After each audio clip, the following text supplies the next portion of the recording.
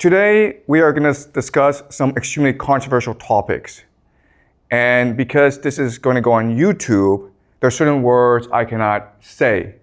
So just to warn you, I will write down these words, but I will not say them, because if I do say them, then I will get censored on YouTube. Today, we're going to look at how evil triumphs. Why is the world so evil? And there's going to be a lot of extremely disturbing topics we're going to discuss. But you're mature, and it's important that we discuss these topics in order to understand how the world works. So let's just start. And we will do a lot of speculation and theorizing in this class. So do not take this as gospel. Do not believe this is the truth. The entire point of this class is to help you develop the theories and the ideas to better understand the world. These are tools. Okay, this is not truth. These are tools. All right. So the first question I have for you is, what is happening in Israel? Right now, as you know, Israel is besieging, bombarding Gaza. You might have seen the videos on social media. It is disturbing. It is terrible what is happening. The word that is happening, the word that we use for what is happening in Gaza is this word. You are not allowed to say this word on YouTube, but that is the intention.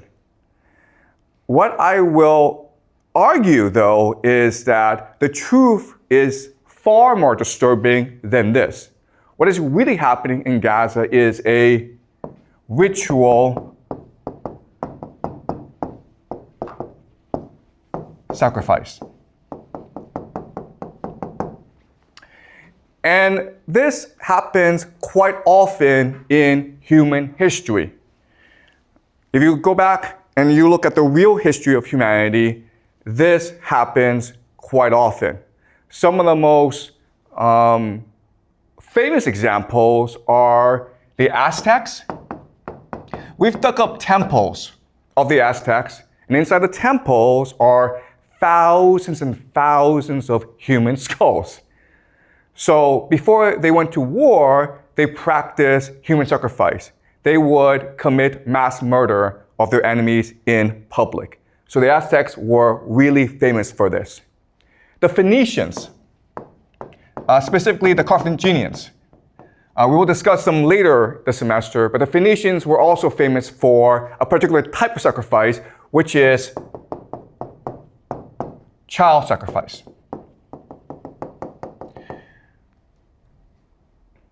The Romans wrote histories insulting the Phoenicians for practicing this sort of sacrifice. But the Romans themselves practiced human sacrifice. What they would do is that after every major war, they would capture all the major leaders, all their enemies, and they would parade their enemies through the streets of Rome. This is something called a triumph. At the end of the triumph, they would gather enemies at the temple of Jupiter. Jupiter is their god. And then they would strangle to death their enemies. That's sacrifice. That's human sacrifice. They didn't call it that, okay? And they sort of disguised it, but we know for a fact that they did do this. So the question for us is, why is it that this happens? Why do the Aztecs do it? Why do the Phoenicians do it? Why do the Romans do it? And why is it today the Israelis do it in Gaza? And remember, okay, what the Israelis are doing is quite horrific because it is really this sort of sacrifice. Why? Because 47%, almost half of the population of Gaza is under 18 years old. So the majority of people who are getting killed are in fact children. What is most striking or blatant about what's happening in Gaza is that we can all see it for ourselves. And it's almost as though the Israelis want us to see it and want us to hate them. Right? You can see all over the world, popular opinion is turning against Israel. You have these popular protests all around the world. protesting what is happening in Palestine. If they really want to do this, right, there are actually much more effective ways of doing this. For example, you could just poison their water. Or you could poison the air so that everyone in Gaza gets a fast cancer, right? We have the technology to do this. So Israel could do it this secretly and no one would talk about it.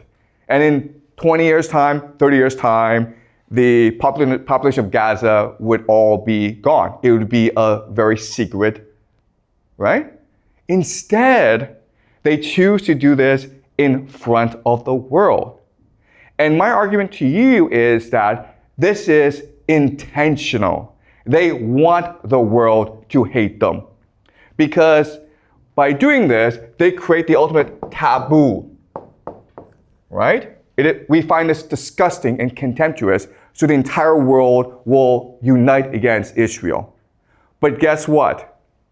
That's what their religion wants. In the extreme form of Jewish eschatology, or the religion, they believe that at the end of the world, Israel will fight the entire world and God will help Israel triumph in the end. So what's really happening in Gaza is that there are extremists within the Israel government who want to accelerate the process of the end of the world, where Israel will face the world. And if you think about it, the entire idea of this ritual sacrifice is to unite the Israeli population.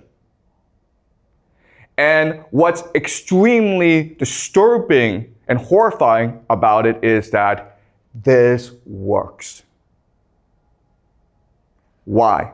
Well, let's use an analogy, okay? The analogy is this. In Chinese history, the most popular military stratagem is to fight with a river behind your back. You guys have heard of this strategy, right? Where, an army is losing, it's being scattered by the enemy. So what the general does is forces the army to retreat to a river. And now with the river blocking your escape, you have a choice. You can either drown in the river or you can fight to the death. And most soldiers will choose to fight to the death. And so at this point, the soldiers are unified, they're galvanized, they're energized, and then they find a surge of energy to go and destroy their enemy. Okay, this is the most popular military stratagem in ancient Chinese history, and guess what? It's the same as Israel doing this right now in Gaza. It's the same logic. Yes, you have a question? So what is the river for the Israel? That's a good question. What's a river right here, right? The river is a taboo, right? What's the worst thing you can do in modern society? Killing children, guys, right? So there's no exit for Israel. You either go all the way or the world comes and destroys you anyway.